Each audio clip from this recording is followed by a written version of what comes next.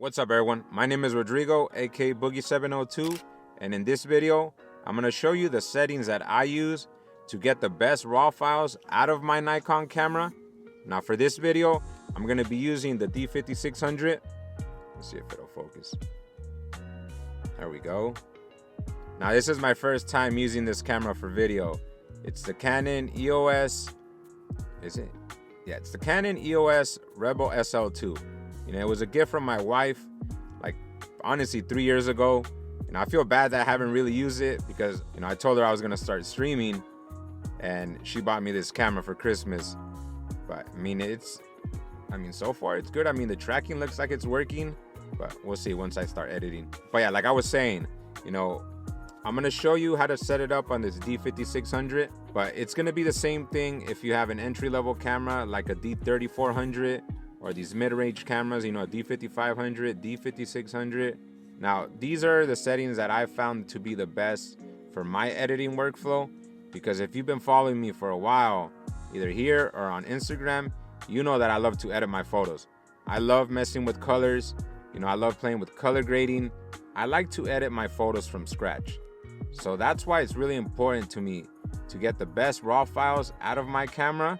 And one thing that gets overlooked, you know, with these entry-level Nikon cameras, you know, these older DSLRs, they have the ability to shoot 14-bit RAW images, which is a big deal. So you definitely want to take advantage of that. All right, the first thing you want to do is you want to get out of auto mode, because when you're in auto mode, the camera's in control of everything. Your shutter speed, your aperture, and your ISO. Also your autofocus points and your white balance. So the camera's doing everything for you. I know it's really intimidating to jump into manual mode and you taking control of everything, but it's something that you're eventually going to have to do if you want to take this to the next level, because when you go to the quick menu, you're only in control of like 5 things, which is your image quality, your image size, focus mode, autofocus area mode, and your flash mode. So you definitely want to get out of auto mode as soon as possible. You know, so let's switch it to manual mode. And now you're in control of everything.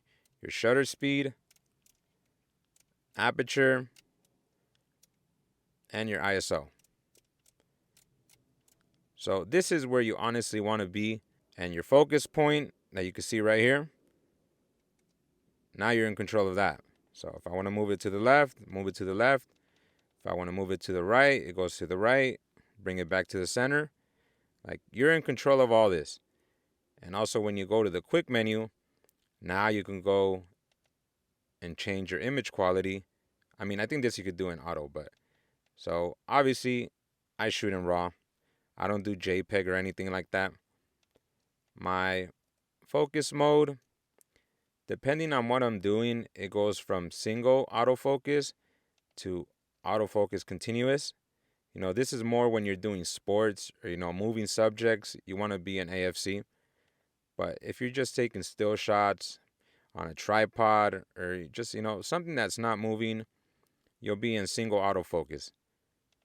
Now, autofocus area mode, I'm always using single point. I don't really do auto area AF. You know, single point is what works for me. Now, white balance is honestly the only thing that I leave on auto, because, like I said, I like editing my photos from scratch. So I'm going to change the white balance in post.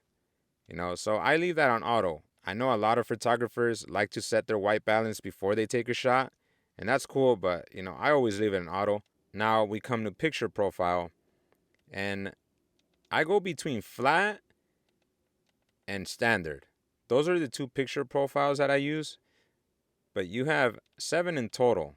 You know, you have neutral, vivid, monochrome, portrait, landscape, and flat. Flat is going to give you the most unprocessed raw photo. Now, correct me if I'm wrong, but I feel like that's more used for video. Now, again, let me know in the comments if I'm correct or if I'm wrong, but I go between that. Honestly, I do standard.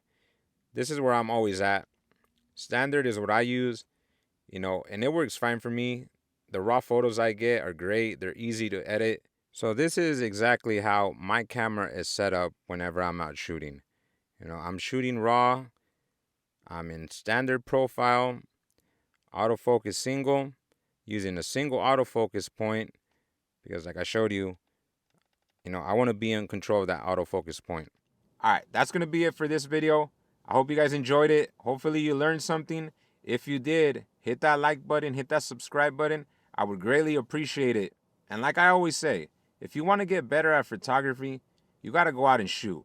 Go out and shoot as much as possible. Learn everything you can about your camera. And just have fun and experiment, man. There's no other way to learn. Go out, try different things. If it doesn't look good, erase it, go on to the next thing. But just experiment and always have fun. Thank you guys so much for watching. I'll catch you guys on the next one. Peace out.